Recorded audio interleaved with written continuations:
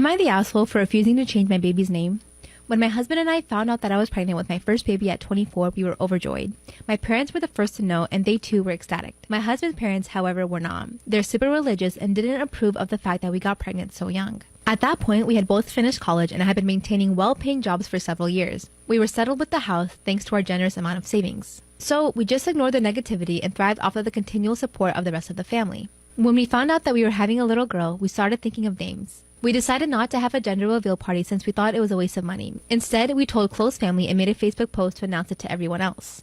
When we finally decided on the name Blair, my in-laws finally came out of the woodwork. They hadn't been involved in the pregnancy at any point, but this seemed to enrage them beyond belief. They berated me for not choosing a biblical or family name and demanded that we change it. I politely told them that I was an atheist and we would not be choosing a biblical name simply because they wanted it. My mother-in-law called me to tell me I'm selfish and disrespectful, and my father-in-law refused to speak to me. They harassed us both about the name change, and it got to the point where my mother-in-law would be calling me at all hours of the night. We finally told them that we would change the name so that they would leave us alone about the matter, but when I held my baby girl in my hands, I announced that I would be sticking with the original name choice, Blair. Months later, my in-laws still refused to speak with us or see their grandchild. So, am I the asshole for not wanting to change her name? Story time about how I hooked up with my best friend's fiance and all of the groomsmen. Disclaimer, this is not my story time. It was sent to me on Instagram. I repeat, this is not my story time. My best friend and I met 2 years ago. Her and I both worked at stripper clubs and we made a lot of money together. One day she met this guy at the club and he took her out on a date, and then they got engaged about 2 months later. Yep, it was really fast. Me, on the other hand, I dated a bunch of guys and never really found anyone because they would all ghost me. When my best friend decided to get engaged, I told her I would help her plan the wedding. At first it was really fun, but soon my best friend turned into a bridezilla. She was the worst. She was always angry, super emotional, and didn't like any of the things that I helped her choose. Oh my god, and when it came to the cake, she was totally indecisive. That's when she started getting to a lot of fights with her fiance because he wasn't pulling his weight. Which, trust me, I totally understood because he was more interested in playing football with his friends and hanging out with his friends than actually helping her out with the wedding. This to me, of course, was a really big red flag. I actually started getting more and more suspicious of him, so I decided to do some digging. On his Instagram, I saw that he followed a bunch of local girls. So I decided to make a second Instagram and basically pretend I was him. I reached out to these girls and told them that I was him and that I just made a second account and that I wanted them to know that this was my account. And believe it or not, some of these girls fell for it and had full-on conversations with me thinking I was him. In order to find out information, I would ask them questions. And sure enough, some of these girls were telling him that they had so much fun the last time they saw him. One even asked to see him again. This really stressed me out a lot because I didn't know how to break the news to my best friend. At that time, I just didn't know how to cope with stress, so I basically went and got drunk. I was super upset at my best friend's fiance, so I decided to call him and confront him about it. So I called him and told him that we needed to meet up. And he said yes. Mind you, I'm still drunk. He shows up to my apartment, comes in, and brings beers with him. I was like, oh my god, he's actually gonna try to hook up with me. I knew it right away. Part of me was like, what the heck? But the other part of me was like, I mean, he is cute. Ever since he started dating my best friend, I could tell that he was a little flirty with me, but it never occurred to me that he actually wanted to actually hook up with me. But I knew that he was only doing this because he thought I was super drunk. So I started drinking some more beers and it happened. I woke up feeling super sick to my stomach. I knew what I had done and I didn't know how I was going to tell my best friend now. Thankfully, he had already left my apartment when I woke up. That same night, one of the groomsmen was hosting a party at his house. My best friend and I got ready together in her house and then we went over to the party. And the whole time she kept asking me what was wrong. She could tell that something was off. I couldn't even look her in the eyes. We went to the party and I basically hooked up with all of the groomsmen in one night. That's when my best friend's fiance came up to me and asked me what I was doing because he saw me making out with 3 of the other guys. He grabbed my arm and told me that I needed to relax and that if I wanted to be with him that I couldn't be hooking up with his friends. I was so shook. He actually thought I was going to continue a relationship with him, and the whole time I'm only doing this because I'm trying to get him out of my system. A few days passed by and I still don't know how to tell my best friend. So I cooked dinner and invited my best friend over. I was going to break the news to her. As soon as she came into my apartment, I just said it. I told her I hooked up with her fiance and all of the groomsmen, and that I caught him cheating on her. Part 2 is up. Story time about how I hooked up with my best friend's fiance and all of the groomsmen. Disclaimer, this is not my story time. It was sent to me on Instagram. I repeat, this is not my story time. That's when I decided to confess to my best friend that I had done all of these horrible things to her. I invited her over for dinner, and as soon as she came in, I just vomited out everything. When I told her all of the truth, she said nothing. She stayed quiet for a few minutes. By the way, I was crying. I was sobbing. She then started to laugh. I asked her why she was laughing and she told me that the truth was that she didn't want to get married to him anymore and that she already knew that he was being unfaithful to her and that she knew that we hooked up. And when I asked her how she found out, she said that she actually followed him that night to my apartment and that she saw he stayed in here for hours. She said she called my phone and I didn't answer, so obviously she connected the dots. And she told me that she didn't care if I hooked up with the groomsmen. She also said that she knew that he was hooking up with a bunch of girls around town, and that she had been following him for around 2 weeks, seeing who he was hooking up with. I explained to her that I was really drunk and that I just didn't realize what I was doing. Then she actually forgave me. She said that she had been planning on breaking up with him, but she didn't know how to do it, and that I actually helped her decide whether or not she should break up with him. But she was really, and since his parents were mad at him, they didn't take him in. So he had to go to stay with one of the groomsmen that I had already hooked up with. The next logical step was to sell the engagement ring. We went to a pawn shop and she got $15,000 for it. With the $15,000, we actually started our own little business and even went on vacation to Cancun for 2 weeks. He's still trying to reach out to her and me. He sent me messages on Instagram apologizing. And of course, he's asking me to convince my best friend to get back with him. We actually met this big director while we were traveling and told him about the story, and he actually wants to turn it into a movie. Who knows if it'll happen yet, but I'm hoping it will. And when it comes out, you guys will know who it is. Now we live in a really big fancy house. We actually run our business from home and we travel whenever we want. Now the question is, would you have forgiven me or not? Bye.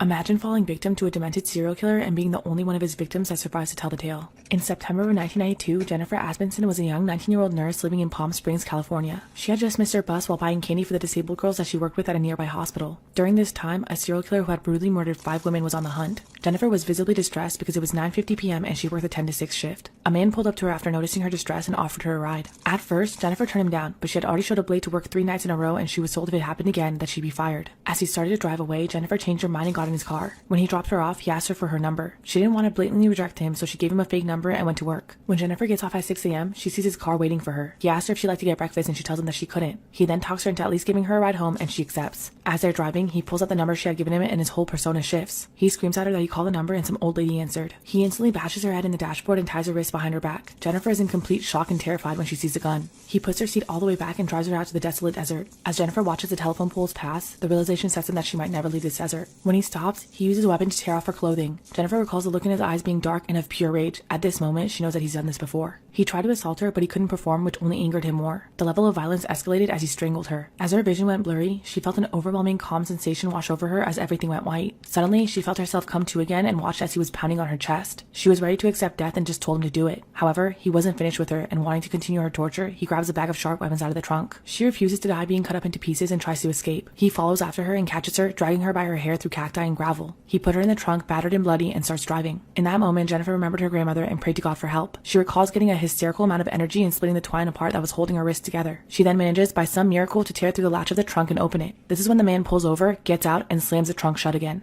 Crime Fanatic Friday, Part 2, The Girl Who Survived a Serial Killer. Jennifer Asbenson had just managed to break free from her restraints and pop the trunk of her abductor's car. He gets out and slams it shut again. He gets in his car to drive off when his tire gets stuck in the soft sand on the shoulder of the desert. Jennifer manages to pop open the trunk once again and listens to the voice screaming in her head telling her to run for her life. The man grabs a machete and starts chasing after her. As she's sprinting along the deserted highway, by some miracle, a truck is driving towards her. The truck stops and it turns out to be 2 Marines. They quickly put her in the backseat and try to go after the captor, but she urges them not to as he has a gun. The Marines clothe her as she tells them what happened. She had been tortured for nearly 2 hours in that desert. The Marines take her to a patrol station in the nearest town 20 minutes away. However, her nightmare was far from over because no one believed Jennifer's story, including her mother or police. She was forced into thinking that she had some crazy episode and moved on with her life, believing that she'd never see him again. Approximately 4 years later in 1996, Chicago was plagued by 3 consecutive murders that all shared the same MO. Hands tied, naked, discarded in water, and shot by the same weapon. However, police had no leads. It wasn't until a sex worker gave a tip about a John who had requested to restrain her. She remembered hearing about the other victims and reported it to police. This John turned out to be a man named Andrew Urialis, 32 and an ex-Marine. He had recently been arrested for possession of a firearm that turned out to be the exact one used in the Chicago murders. Urialis confessed to everything, including his murders in California, also outlining the details of Jennifer's kidnapping. They interviewed her and she pointed his picture out as the man who assaulted her 5 years prior. Urialis had murdered 8 women and Asbenson was the only one who survived. She attended every trial and testified against Urialis. He was found guilty of his crimes and put on death row. In 2018, he was sentenced to death in California. Less than a month later, he carried out his own sentence and killed himself in his cell. Jennifer went on to become a proud mother, public figure, author, and wife. She released her book, The Girl in the Treehouse, about her ordeal in 2018. She also starred in an episode of I Survived a Serial Killer, which is available on Hulu.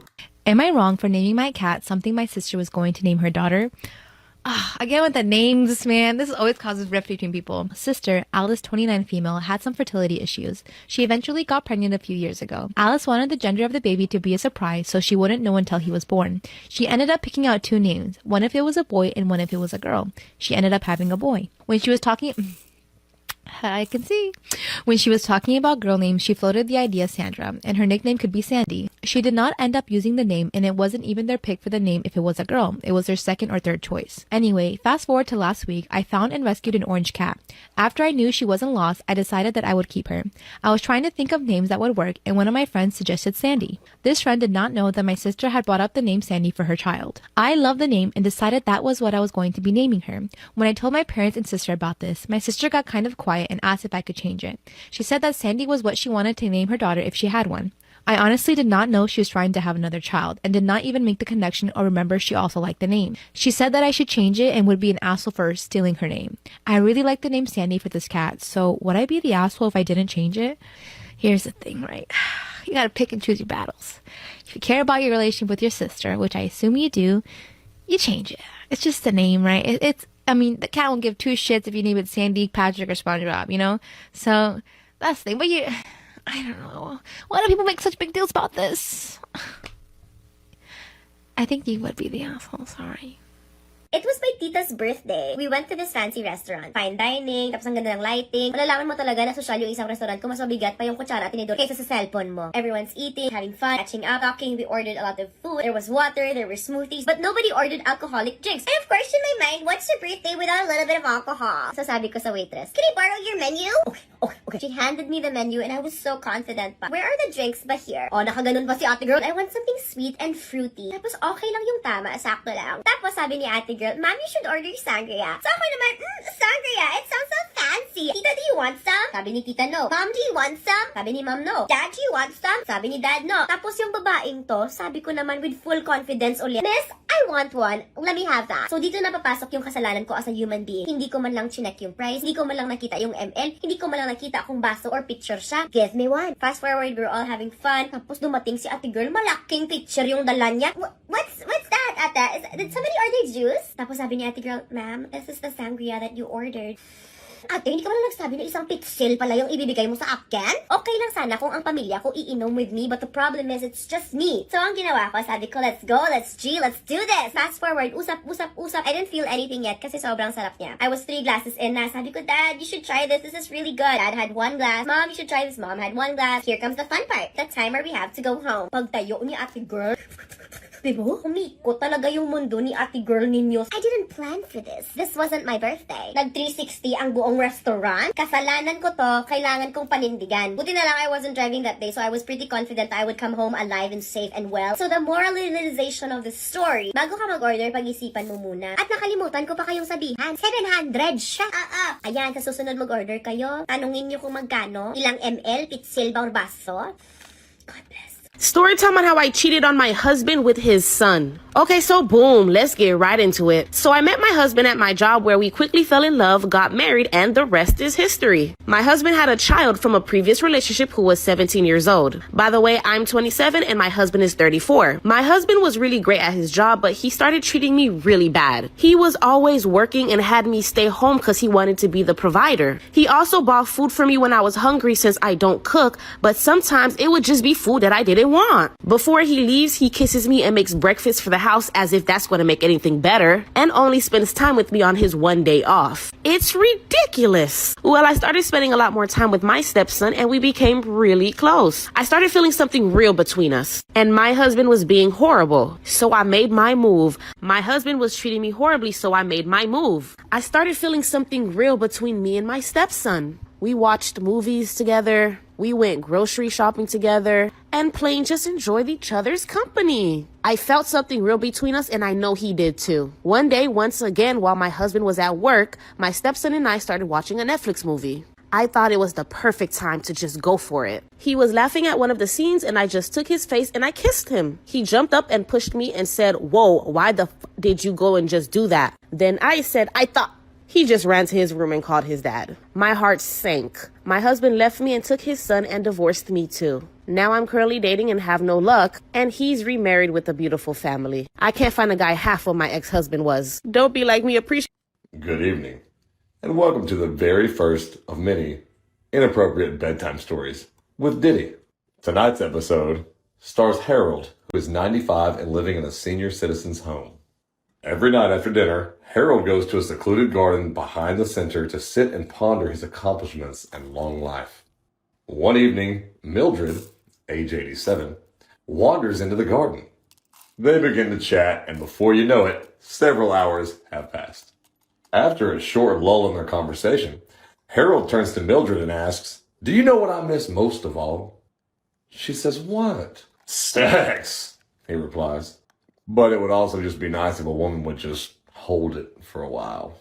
"Well, I can oblige," says Mildred, who then unzips his trousers, removes his manhood, and holds it.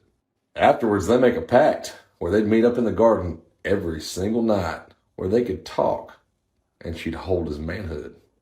But then one night, Harold didn't show up at their typical meeting place. Alarmed, Mildred decided to try to find Harold and make sure he's okay. She walked around the senior citizen home, where she found Harold sitting next to the pool with Ethel, who was holding his manhood. Furious, Mildred yelled, "You two-timing son of a bitch! What does Ethel have that I don't have?" Well, old Harold smiled and replied, "Parkinson's." Good night, sleep tight, and don't let the bedbugs bite. Good morning, everybody. Okay, so listen, short story time. I am on my way back to Florida, and I'm in the airport, and I'm sitting in the middle of the gate area, and I'm charging my phone. I think I was reading a book or whatever, and the plane starts to board. So I look up, and there's a man who's waiting in line to board. I was in a section or two behind him, so it wasn't my turn yet. And he starts talking, and I don't realize that he's talking to me. So I'm looking around because he's quite a ways away from me, from where I'm seated. And he says, "You're not in this section?" So I'm looking, I was like, okay. And then I realized he's talking to me, and I was like, "No, I'm not in that section." He's like, "You sure you're not in this section?" I was like, "Yeah, I'm sure I'm not in this section." He was like, "Okay, I'll save you a seat." I'm just being cordial. One, because now everybody is looking. And two, because, I wasn't going to be rude to the man. And I was like, "Oh, okay, all right, thank you." Not thinking that he was serious. He gets on. My section, it's come time for me to board. I get on the plane. As soon as I turn to where the seats are, he's standing up in the middle of the plane, waving like this, pointing at the seat next to him. So I'm like, oh my God, this man is dead serious. Thank God there was a seat in the row right in the very front, right directly. As soon as I walked in, there was a seat available. So I was like, I'm good. I'm going to sit right here. That man was dead serious. He had saved me a seat. And it was quite a bit older white man, for whatever it's worth. And I don't know what that conversation was going to be about. I'm hoping I didn't miss a blessing or an opportunity to bless somebody else. But I was just not in the mood for whatever conversation was about to take place, because that man was adamant about me sitting next to him on that plane, and I just could not do it. Anyway, y'all have a blessed day. Be blessed, be a blessing. Okay, bye. So growing up in Miami is pretty common for all the women to wear the same pair of underwear every day for a month. So when my mom cheated on my dad with his brother, it tore our whole family apart. Let me give you a backstory. So my mom and my Uncle Richard, which is my dad's brother, they used to date in high school. But once they broke up, my mom started to date my dad, which she didn't know was his brother at the time. My dad and my uncle kind of fell out for a minute over that, and then became back close a couple years later. So my Uncle Richard got this amazing job offer in New York, and we went years without seeing him. Let's say about 12 years. I'm 15 years old, and last time I saw him, I was 3. So Thanksgiving came around, and we insisted that Uncle Richard show up this time. Once he showed up, everyone was so excited to see him, especially my mom. Richard was too full and tired to go all the way back home, so he decided to spend the night. My mom decided to wash his clothes, and my dad got him some of his clothes to sleep in. My Uncle Richard later got the clothes out of the dryer and noticed my mom's underwear was in there, the underwear that she wore for a month straight when she was with him. So after reminiscing, he pulled her into the laundry room and reminded her why they should have stayed together. Okay, so we just ordered subs from his mozzarella. You don't know what that is. It's a pizza place that sells like subs and burgers and whatever else. Anyways, so the delivery guy comes to the door, sees Lizzie in the back. He's like, he looks like he wants to leave. I'm like, yes, she does. And the pizza guy goes, he's so cute. I'm like, I just said she. My daughter is a she. 100% she. Like, man, I was ready to flip out on this guy. Like, just because my daughter has no hair doesn't mean it's a boy. And she was wearing girl clothing, so. And I said she twice to him. I guess I can't fault him because he was an elderly, so maybe his sight was going. I don't know. But come on, y'all. You should realize my daughter is a girl, not a boy. Thinking where to go, I wonder every night. Swimming through your love and my sick lullabies. I don't wanna say things out of pride, but when I think of you, I get a kick inside. Wanna say hi when you're not fine. Wanna kiss you and make it right. Let me dance with you beneath the sky. I could be the one to say goodnight. I've seen you at the party, dancing so divine. Your body on my body, it never felt so right. You thought I was a bad guy, but Hi there, my name is Mishka, and for the longest time, I was the only girl in my whole village. Before we continue, please hit like and subscribe. My village was stunning and bountiful, but for ages, our people thought this land was cursed. Before me, no girl had been born in this village for 50 years. Everyone just kept giving birth to boys. Some couples had 14 babies just to get one girl, but they all failed. The villagers had to find women from other towns, like my mama, to marry their boys. They were beginning to think Mother Nature had abandoned them, when one day, my mother finally gave birth to a baby girl. Me. The whole village wept with joy and relief. The curse is finally lifted. The divine feminine has returned. The day of my birth was declared a holiday, and I became the town's princess. People came to worship me, taking turns to kiss my feet and be blessed with a daughter themselves. I was made to sit on every pregnant woman's lap.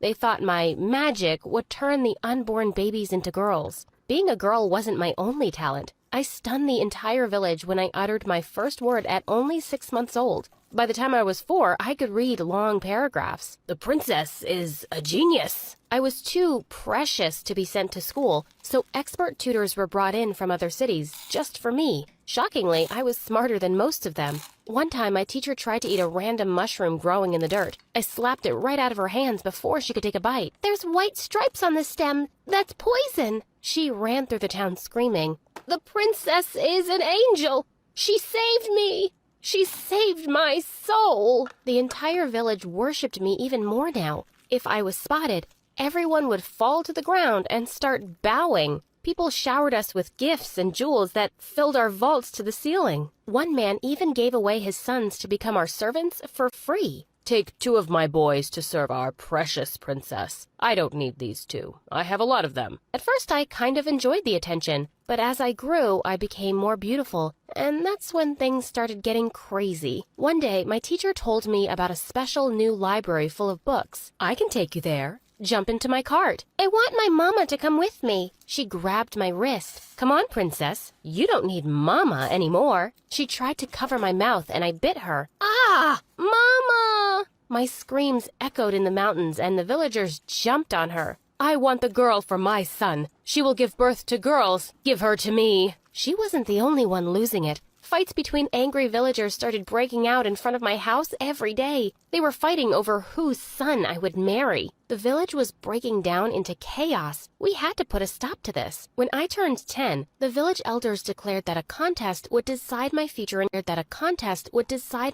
engagement. All the boys in town would compete, and I would get to make the final choice when I turned 16. Mama, this sounds weird. This is the only way to keep peace in our village, Mishka. Don't worry. We'll be with you the whole way. So, every few days I was dressed and primped to perfection to attend the marriage contest. Archery, hunting, sword fighting, mathematics. There were several levels for the boys to compete in. I was so bored. All I did was sit there and look pretty. I was really starting to wish I was a boy. They got to play games and run free in the village while I was caged like a bird. When I turned 12, I put my foot down. I want to go to school, Mama. It's too dangerous, Mishka. I'll dress up as a boy. I'll wear a wig. Please, Mama. I need a life. After a lot of begging, she accepted my request. She bought me a wig and helped me pick out boyish clothes. Soon enough, I was ready to start my second life. As a boy, I was so nervous on my first day. What if someone found out about me? I should have been more worried about the school bully, Carl. Once he saw me, he said, "Do everything I say, or we'll throw you in the lake." What? I refused his orders, and he actually threw me in the water. He was horrible, not just at school, but also during the marriage contest. He said, "My stunning princess, if you choose me, all of my lands will be yours, and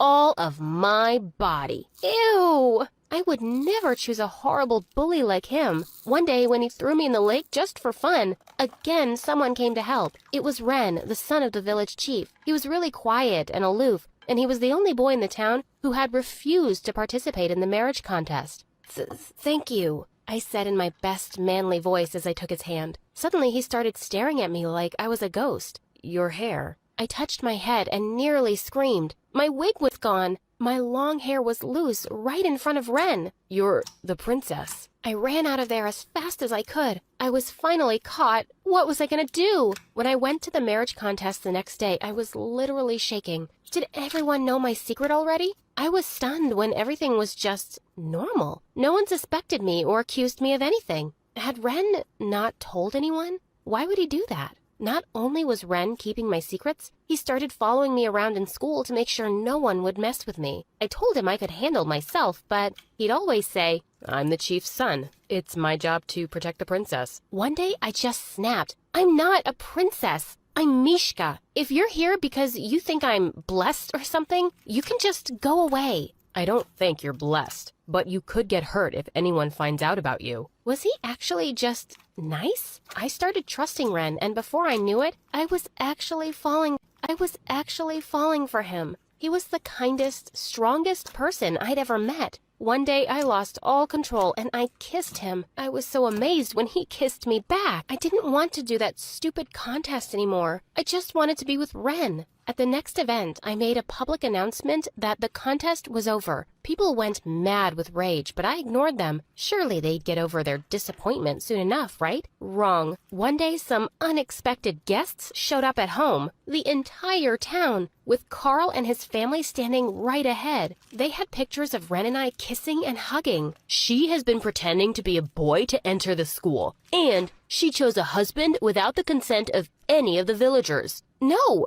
None of you have any right to choose who I marry. You're the only girl. We own your future and your destiny. You own nothing. I'm not just a girl, I'm a person." I slammed the door shut and ran up to find Mama. When I got there, I found her puking on the bathroom floor. "Mishka, I'm pregnant." Holy wow. 9 months later, Mama gave birth to a new baby, another girl. The whole town rejoiced at Kira's birth, and they started worshiping our family even more.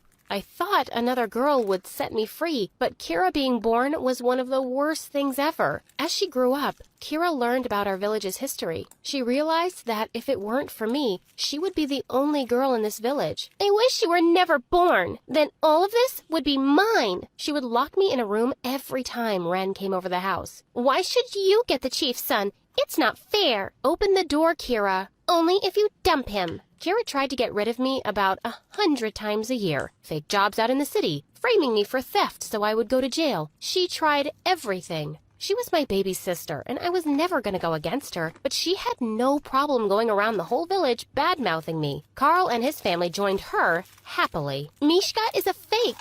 She wasn't even born in this town." People actually believed her lies. My parents got threatening letters asking them to remove the fake princess. One day, Kira broke all her limits. She showed up to our house with a whole crowd of angry people carrying torches who demanded that I leave our village forever. I told them to eat dirt, and my sister tried to drag me out of the house. That's when the rest of the town showed up. "What are you doing to our princess?" "She's a fake. She's adopted, and she needs to leave our village. We saw her being born, you idiot." "You're the idiot. You..." Before I knew it, the entire village was at war. People pitched tents in our yards to sleep there so they could protect me the entire day. The chief tried to settle the dispute, but they refused to calm down because Kira would keep riling them up. I will not live with this fake. We need to split the village in half. What? Draw a line through the village. You take one half. I take one, and we never see each other again. No matter what I tried, I couldn't change her mind.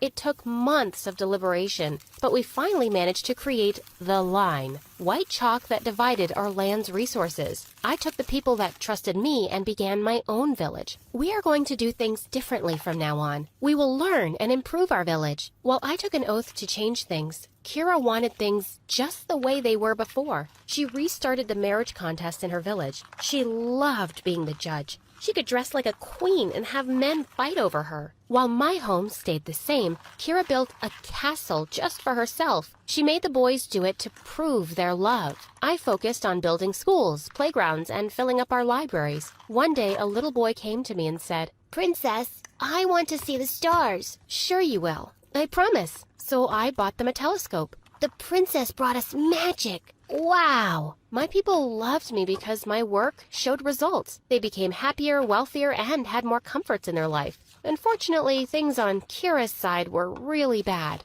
One day, Kira chose the same boy twice for a date. The other boys got really mad. "If this is really happening, I'm gathering my family to fight your family, and I will bring more people to kick your butt." "What did you say?" And a war broke out between the families. One time I woke up to the sounds of people screaming. When I ran out, I saw a cloud of smoke on top of Kira's crops. They were burning.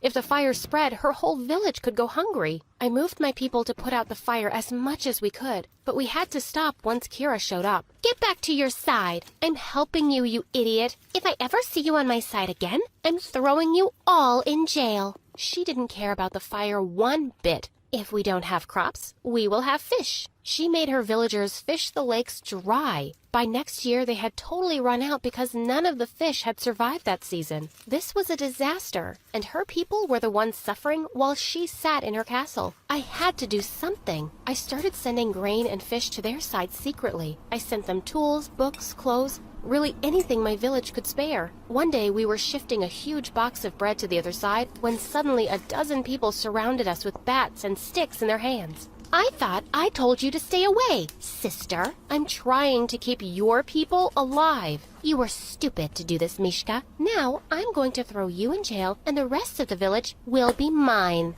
"We don't think so." Kira's villagers were here. They pushed her men away from us. "Mishka has done more for us than you ever could. We were fools to believe you." But I'm the princess." "You're a moron. We will not suffer and ruin our land." "The princess." "You're a moron. We will not suffer and ruin our land for you anymore. We choose Mishka." Kira was shunned to the side, and that day, my home became one again. The villagers who doubted me wept with apologies, but I couldn't let their tears flow too long. This was a time for celebration. We joined together and finally rebuilt our homes. Years later, I married Ren, and we became chief and chiefess of the village. Even Kira showed up for the ceremony. She fell to my feet when she saw me and began to beg for forgiveness. "I'll kiss your feet. I'll clean your house. I'll do anything, Mishka." I grabbed her shoulders and pulled her up.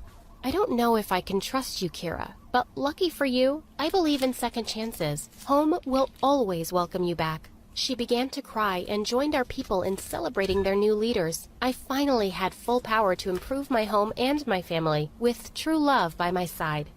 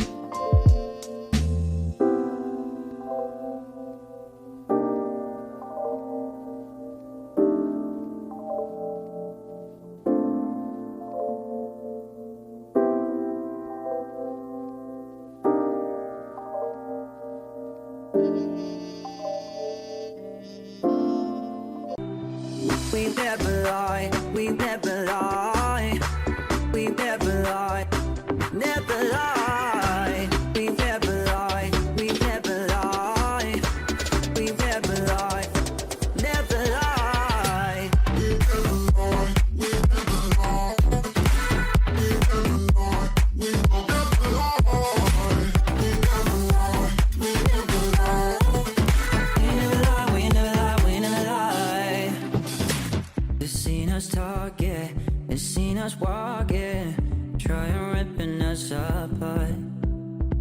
They had their thoughts, yeah, they had their say, but this is our way. Yeah, I'm tired of bruises, yeah, girl, no take useless. Don't stop feeling hopeless, even though I may be broken. Never gonna say goodbye, it's only you and